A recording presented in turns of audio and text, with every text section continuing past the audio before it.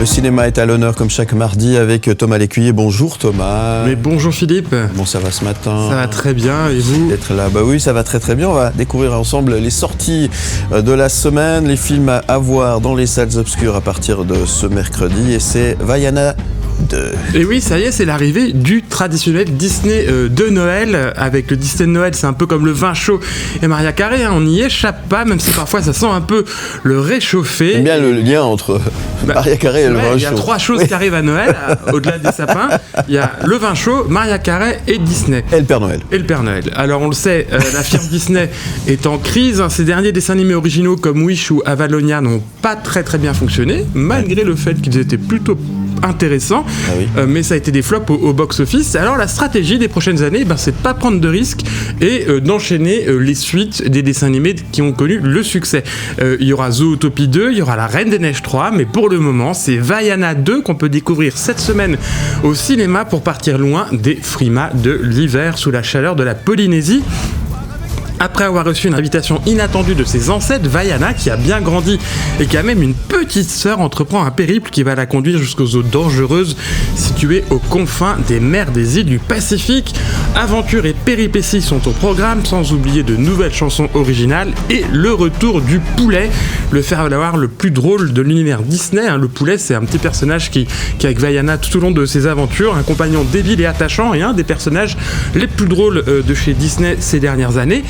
À noter, Philippe, que si vous avez encore envie de Vaiana après ce deuxième volet, Vaiana reviendra en chair et en os avec une adaptation en live action prévue en 2026 avec Dwayne Johnson dans la peau du demi-dieu Maui. À noter enfin que ce ne sera pas le seul Disney de Noël cette année, puisque vous pourrez aussi emmener vos chères têtes blondes au cinéma voir Mufasa, la suite du Roi Lion en live action dès le 18 décembre. Évidemment, on en reparle. On en reparle quand vous voulez, il n'y a pas de souci. Allez, on parle des boules de Noël. Mais oui, est-ce que vous avez les boules, Philippe ?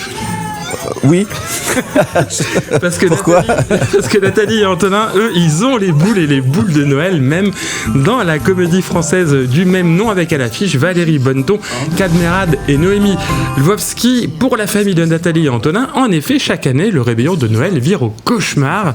Convaincue qu'elle est victime d'une malédiction, Nathalie prend une décision radicale cette année, hors de question de fêter Noël. Mais c'est sans compter sur son mari et ses enfants qui décident de reprendre les choses en main et d'organiser un Noël surprise en invitant Nicole, la sœur de Nathalie, qu'elle a perdu de vue depuis des années. Ça va être un massacre. Les boules de Noël s'annoncent comme une comédie populaire et bien sentie sous cette corvée que peut être parfois un réveillon. On sait qu'on se réjouit tous plus ou moins d'aller faire Noël en famille. On sait que parfois ça peut déraper entre le tonton qui parle politique, les seniors qui ont une avis bien arrêtée sur la question, les enfants qui sont pas contents des cadeaux, etc. On veut que ça se passe bien, on se met la pression et puis souvent ça finit par déraper. C'est le fameux stress du réveillon qui en prend pour son grade ici, avec un très joli casting et un humour noir qui fait du bien. Bon, c'est bien, c'est ouais, c'est très drôle. C'est vrai ? Ok, très bien. Bon, écoutez, à voir cette semaine dans les salles obscures. Hérétique.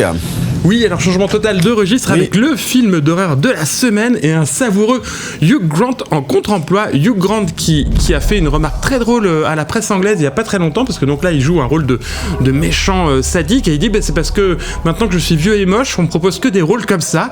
Et j'ai trouvé ça assez drôle de sa part. Effectivement, Hugh Grant dans ce film joue Mr. Reed, un charmant homme d'âge mûr et célibataire qui vit reclus dans une grande maison et qui se fait démarcher par deux jeunes et jolis missionnaires de l'église mormone.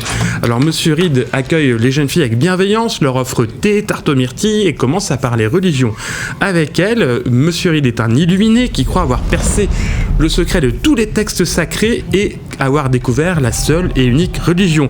Il faudra aux deux jeunes filles courage, ingéniosité et intelligence pour sortir du piège infernal qui leur a tendu. Alors la première partie du film est totalement savoureuse. Hugh Grant est parfait, un illuminé qui veut prouver sa théorie et défier ces deux jeunes mormones qui lui ont rendu visite. Les dialogues sont savoureux, il y a des manipulations machiavéliques, de l'humour noir, plein de références pop et multiples, plein de pics sur la religion au programme. Mais hélas, dans sa seconde partie, le film bascule un peu dans le tout venant et le commun, moins cérébral, moins drôle, plus basique, ça lorgne du côté de l'horreur standardisée. Ça fait pas vraiment peur d'ailleurs, avec des scènes et des situations qu'on comprend pas toujours. Bref, il y a une première partie super et une deuxième partie qui gâche un peu. C'est dommage. Les réalisateurs auraient dû garder ce qui a fait le sel, je trouve, de toute cette première partie qui est absolument fascinante à voir. Le côté piège, manipulation est super bien réussi. Bon, faut se barrer à l'entracte, quoi. Ouais, c'est ça. En gros, faut se barrer à l'entracte. Mais Hugh Grant en méchant, c'est quand même savoureux. Et c'est vrai que ces temps-ci, il enchaîne un peu les rôles de méchant. Donc c'est voilà, c'est à moitié raté, mais à moitié réussi. Hérétique, très bien. Bon, ouais, c'est ni pour ni contre, bien au contraire. C'est ça. Ouais, c'est ça. Oh, très bien. Allez, on change de décor à nouveau. Oui, immersion mexicaine à suivre maintenant avec le poignant héros des sicarios. Le petit Suro est élevé par son père, un sicario. Alors les sicarios, Philippe, ce sont les tueurs à gages qui opèrent pour les cartels au Mexique. Dans un petit village écrasé par le poids du soleil et de la violence, la vie de l'enfant va voler en éclats quand son père est à son tour exécuté par des rivaux. Les tueurs veulent aussi la peau du petit garçon. Il est confié à sa tante qui vit recluse dans la nature. Et là, Suro va grandir entouré d'animaux à l'abri des regards et de la vengeance. Mais peut-on réellement échapper à son destin ?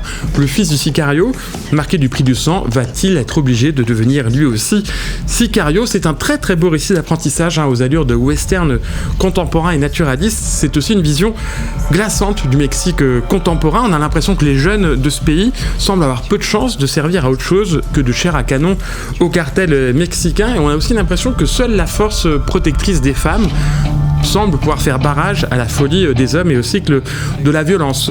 C'est lumineux, c'est profond, c'est aussi abrupt. C'est un très joli film qui esquisse un espoir, une route de sortie pour ce jeune garçon qui va grandir, devenir adulte, et jusqu'à la dernière minute, on va se demander s'il pourra échapper à son destin et vivre une vie autre que celle qui lui est toute destinée, c'est-à-dire lui aussi sicario. Très bien, à voir au cinéma donc également cette semaine. Et on termine en fanfare. Et oui, c'est mon coup de cœur de la semaine en fanfare à la comédie dramatique qui nous raconte l'histoire de Thibaut, un chef d'orchestre de renommée internationale qui apprend qu'il a été adopté et découvre par la même occasion l'existence d'un frère, Jimmy, employé de cantine scolaire qui passe le plus clair de son temps libre à jouer du trombone dans une fanfare du nord de la France. En apparence, tout s'est passé de là, sauf l'amour de la musique. Les vies si différentes de ces enfants séparés à la naissance pourront-elles faire place à cette nouvelle fraternité ? C'est un film d'Emmanuel Courcol, un film humaniste et touchant, une variation délicate sur les fossés infranchissables qui séparent les origines sociales. Il y a deux mondes qui s'opposent dans ce film, à l'image de la musique classique que dirige Thibaut face aux chansons populaires de la fanfare de Jimmy. Ce dernier pourrait jalouser d'ailleurs ce frère inconnu qui s'est retrouvé avec les bonnes cartes en main. Lui, il a réussi, il a vécu l'ascenseur social, il est devenu connu, célèbre, riche.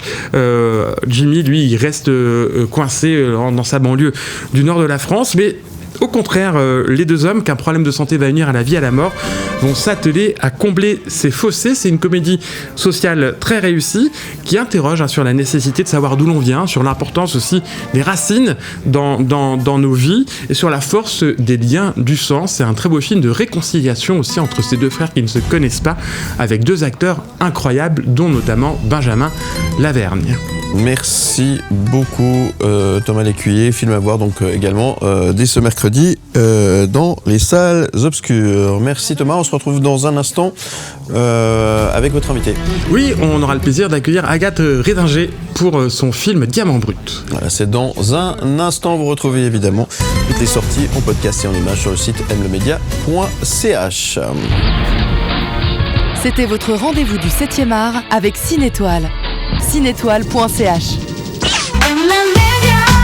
Où tu veux.